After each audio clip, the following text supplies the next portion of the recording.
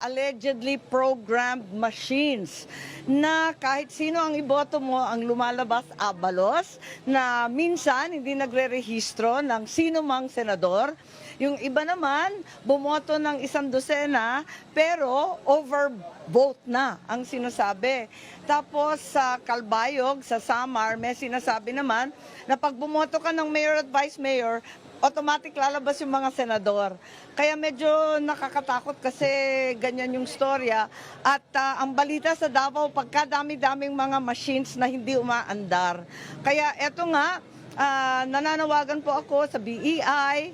Maganda naman pagboto ko dito, very perfect naman dito sa Cabeza Lawag. Kaya lang, nananawagan ako sa mga botante pa itong hapon na ito na hanggang alas 7 kasi tayo, di ba? Very late tayo ngayon.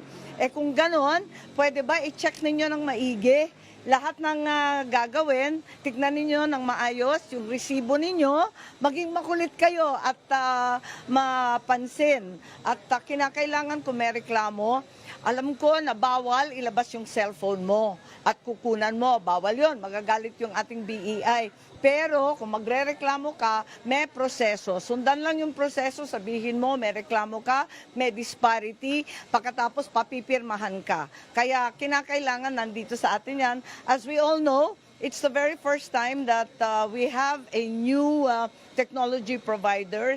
Hindi na Smartmatic, yung hinihinalang Smart Magic dati. Ngayon, first time natin gagamitin yung Miru. Kaya hindi natin masyadong kabisado, mas modern daw to. Pero sa kabila nun, mas sensitive rin daw.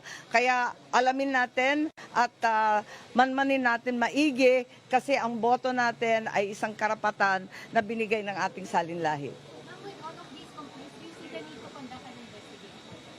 Naku, nakakapagod na yung investigasyon. Hindi na ako nakapagkampanya sa kaka-imbestiga. Tignan natin lahat ng reklamo. Kaya lang, ang daming complaint na walang detalye. Kung maaari, bigay ninyo sa akin yung presinto. At kahit wala pang investigasyon na talagang papakalkal na natin, ano yung precinct number, pangalan ng BEI chair, ang pangalan ninyo, at ano talaga ang nangyari eksakto. Para maliwanag at magawa ng paraan na tignan yung presintong yun kaagad-agad at kung kailangan i-repair, i-pull out yung machine, gawin na rin. Okay, salamat. Thank you. Bakit ang dami-dami nyo? Salamat ha. Thank you guys. Salamat po.